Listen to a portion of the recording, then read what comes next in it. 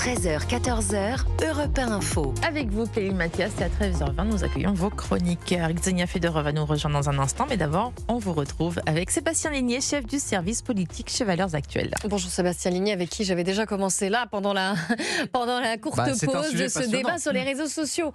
Bon, alors, les députés ont voté pour l'interdiction des réseaux sociaux aux mineurs de moins de 15 ans hier. Ça doit encore passer au Sénat. Le gouvernement aimerait que cette proposition de loi entre en vigueur dès la rentrée, donc pour la santé mentale de nos adolescents, avant qu'on en vienne au côté politique qui nous intéresse aussi, parce que forcément il y a des conséquences pour l'élection présidentielle de l'année prochaine. Mais juste avant, clarifiez-nous votre position à ce sujet. Êtes-vous favorable ou non à cette proposition de loi ? Je suis très partagé pour tout vous dire sur cette question parce que c'est un problème très français où en fait on est tous apparemment c'est mondial là. Non mais sur la méthode, c'est-à-dire que sur le constat on est quasiment tous d'accord pour dire qu'il y a en effet un problème avec l'utilisation chez les mineurs des réseaux sociaux, mais plus largement chez les majeurs aussi d'ailleurs. Oui, mais chez les mineurs des réseaux sociaux et aussi derrière la question c'est des écrans. De voir la capacité d'attention de nos jeunes, de cette génération TikTok qui est incapable de se concentrer plus de 15 secondes à cause du fait qu'ils ont maintenant des téléphones à l'âge de 5 ans, ce qui, moi, lors de mes jeunes années, c'était absolument pas le cas.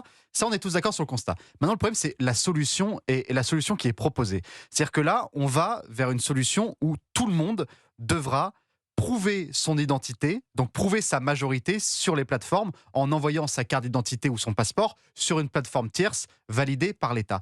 Moi, c'est là où ça me pose un problème. Mais quelle autre solution ? Mais justement, c'est tout le problème, c'est tout le dilemme de cela. C'est comment on protège nos jeunes des réseaux sociaux et des écrans sans transformer Internet en un lieu de surveillance où l'État peut récupérer toutes nos données, où la fin de l'anonymat sur Internet et les réseaux sociaux est actée. C'est déjà un peu le cas, là, vous les donnez, voilà, vos données, vous les donnez aux majors américaines, certaines en tout cas. J'entends, mais il y a quand même une différence avec le fait que tout le monde, tout utilisateur, avant de devoir se connecter sur les réseaux, devra envoyer sa carte d'identité. Ça pose une question majeure sur le principe même qu'est Internet de l'anonymat de principe. Parce qu'évidemment, l'anonymat n'existe pas. Exactement.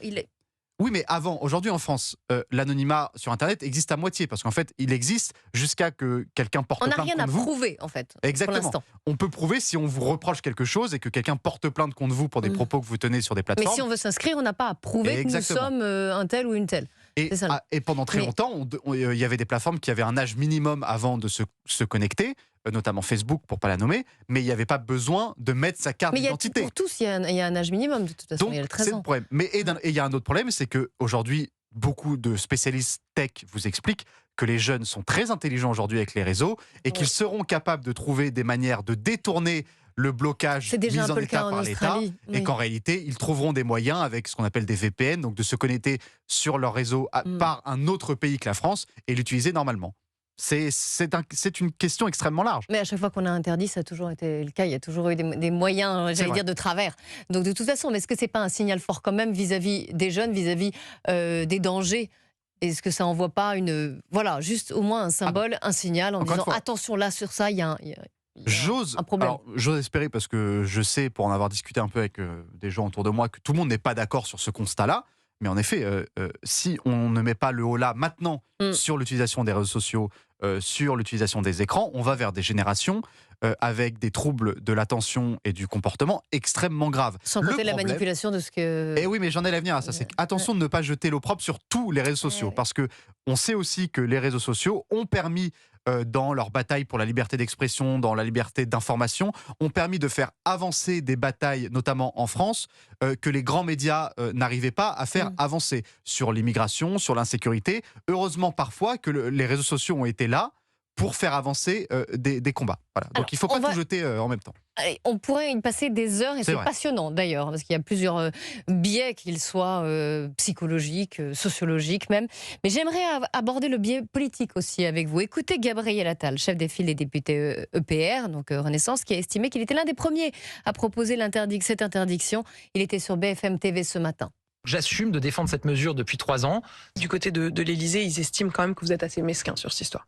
Ils trouvent que finalement c'est quand même un des combats d'Emmanuel Macron et que vous êtes en train de tenter d'en faire votre combat à vous. C'est un combat collectif, vous savez, vous pouvez reprendre toutes mes déclarations, septembre 2023, je crois que j'étais un des premiers à dire qu'il fallait interdire les réseaux aux moins de 15 ans. Je défends une idée, une proposition qui est aussi défendue par le président de la République. Donc pour le coup, mais il y a de nombreux Français, de nombreux responsables politiques qui défendent ce combat. D'ailleurs, regardez hier à l'Assemblée nationale, je crois que quasiment tout le monde a voté ce texte, à l'exception évidemment des Insoumis qui votent contre tout. Mais donc on voit bien que c'est un combat qui est collectif. Alors, vous appelez ça peut-être, Sébastien Ligné, une chamaillerie politique, on va dire, mais à qui doit-on la paternité de cette loi ?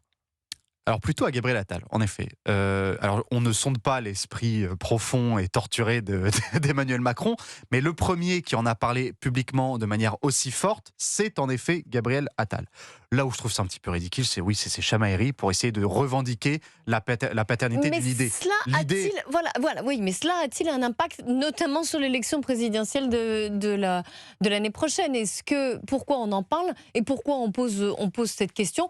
Parce qu'il y a aussi, on le voit, une volonté d'émancipation de Gabriel Attal qui s'inscrit